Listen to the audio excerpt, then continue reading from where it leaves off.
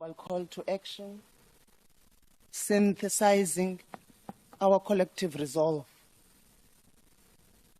The evidence is undeniable. Achieving gender equality is not a matter of choice. It is a strategic imperative for inclusive growth, sustainable development, and a more resilient democracy.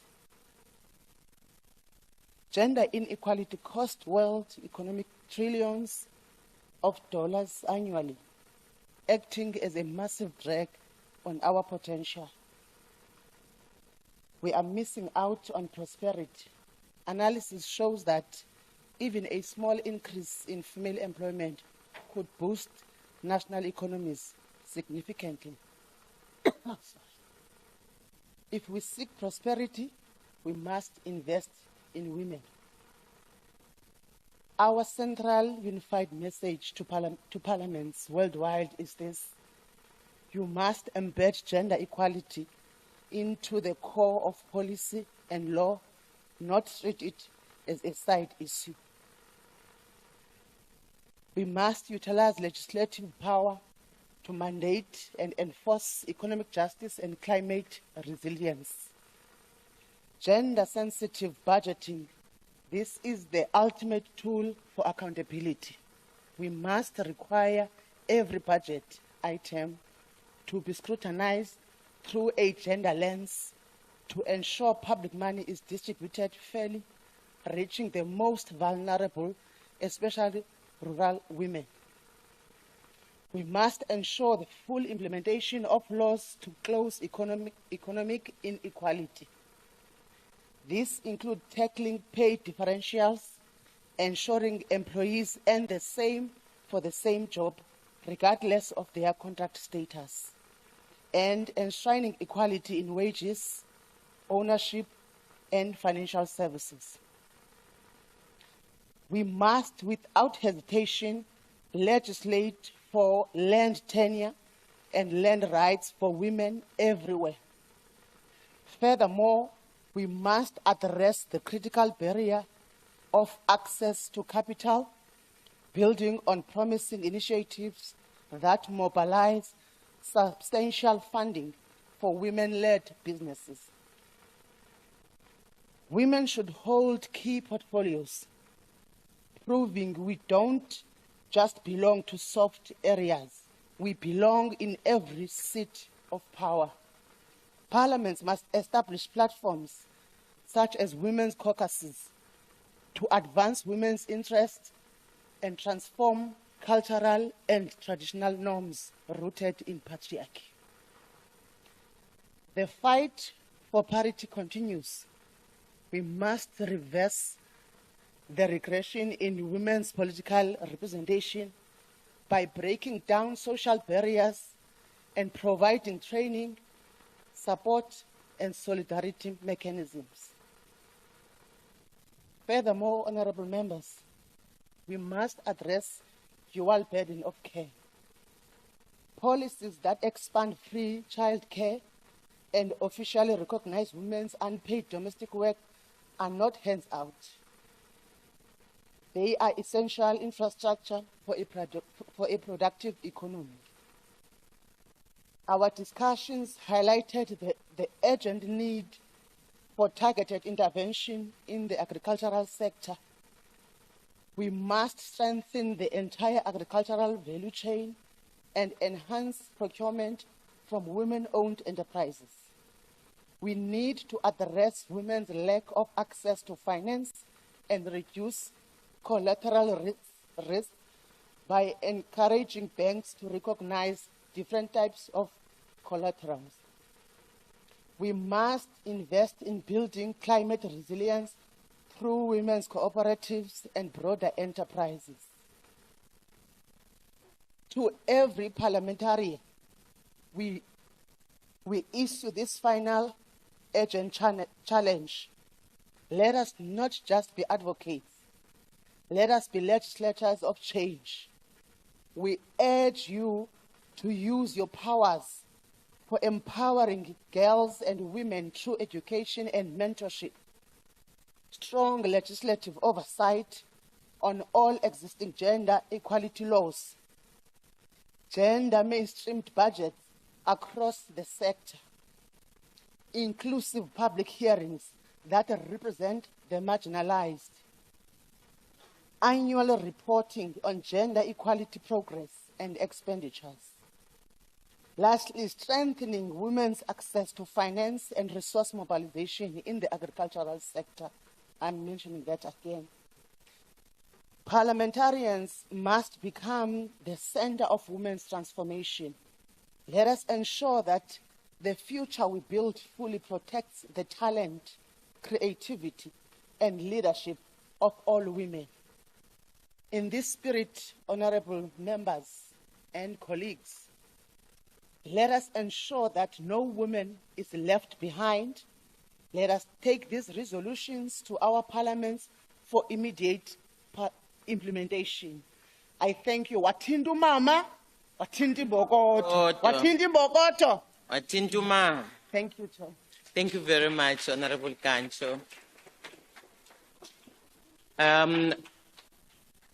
Dr. Lotri, Honorable Deputy Speaker.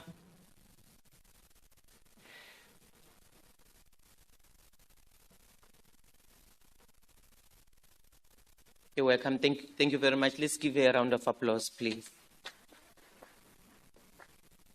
Thank you so much, Honourable Pule, and thank you to our co-chairs as well as our final speaker.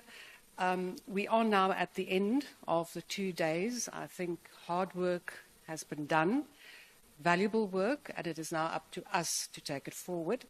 So in closing then, our gratitude on behalf of the Speaker, the Chairperson of the NCOP, and all that is left for me to say is that we will now have a group photo outside at the main entrance. Thank you. Thank you very much, Deputy Speaker. Are we doing it now? No. So, honourable members, as you heard the Deputy Speaker, we have to go outside now at the foyer, at the entrance of the hotel for the group photo. Thank you very much.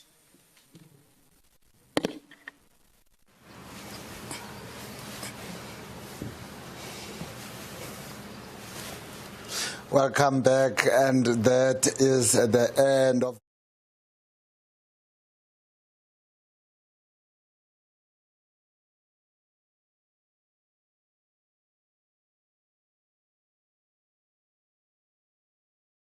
the delegates will be moving to now for an official photograph. And of course, this is after that fourth session of the meeting of the women parliamentarians right here in Claremont, Arabella Hotel. Yeah, and that concludes the meeting of today, as I've said. And some of the matters that made it to the key discussions include like your gender equality, where delegates discussed ways to promote gender equality, citing statistics that show women hold only 27% of parliamentary seats worldwide, just 22% of the speakers. And that is something that we also spoke about with the Vice President of the European Parliament, and she says that she will be taking away from South Africa that most of our speakers in our provincial legislatures are women, which is something that you do not see in Europe. And some of the takeaways from the meeting is what was stressed by the ambassador of the IPU under Flip, the need for parliamentary diplomacy to strengthen cooperation borders and build trust. And also the former IPU president, Dan Caden, calling for gender equality, emphasizing the role of young MPs in mobilizing change. And of course, these are two concurrent events that have been happening throughout the past 2 days. And I think throughout we saw that the golden thread is representation of both women and young parliamentarians in decision-making, in policy-making, and, of course, in ensuring that there's transformation within all sectors of the economy. And these P20 meetings of young and women parliamentarians were built up to the actual event, the P20 Speakers Summit that is taking place tomorrow and Thursday here at Arabella and, of course, at Benguela Cove. It's starting at Benguela Cove, but the event will be happening here at Arabella Hotel in Claremont. And you can expect President Cyril Ramaphosa, and he is the President of the Republic of South Africa, to give a keynote at the P20 Speakers Summit tomorrow morning. Of course, this is the start of the P20 Speakers Summit that we have been building up with these two concurrent meetings that have been taking place. And you can watch those visuals live here on Parliament TV. And we had a great opportunity of speaking to our South African members of parliament, members of provincial legislatures. We had some international guests here. We had the chairperson of the Commission on Family, Women, Gender and Persons with Disabilities of the Pan-African Parliament, sharing some insights that really cover the entire African continent and not just South Africa. And of course, this indicated that there is a special need with regards to collaboration and ensuring that there's proper partnerships between these countries, especially when it comes to sharing resolutions, to sharing ideas, and ensuring that there is a lot of learning and collaboration between these countries, and that moving forward, when they do go back home, that there will be a tangible change that will be felt by their citizens on the ground. And of course, this meeting aimed to contribute the agenda points and outcome statements for the P20 summit, focusing on themes like disaster resilience, debt, sustainability, energy transition, and inclusive growth. But for today, I think that is where we're going to end it. Until tomorrow, Ikamalam Ndinguthembi Nkosi Ngoma. My name is Tepo Morin. Please remember to stay tuned for the P20 Speaker Summit that is happening tomorrow. See you at 8 o'clock tomorrow morning. Bye-bye.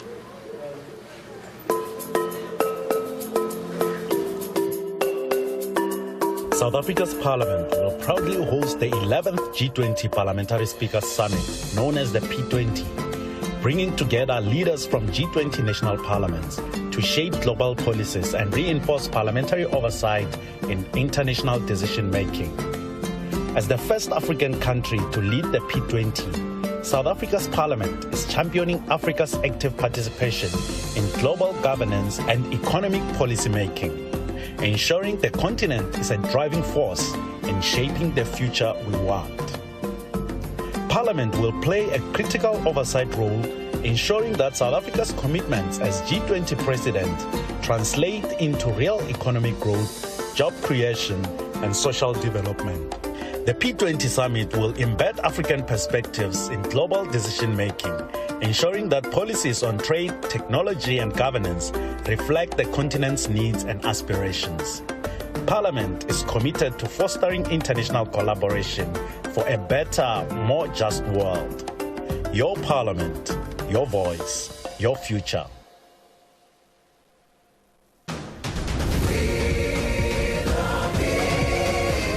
This book, our Constitution, protects our society and empowers us to govern. The Protea leaves are us, the people, who freely elect our voices in Parliament. The drum calls the people of Parliament, through whom we govern together. And the sun is our country, healing our past, improving our lives, and energizing our potential. Together, our Constitution, our people, our Parliament, and our country are building our great South African nation. Parliament TV, Channel 408 on DSTV.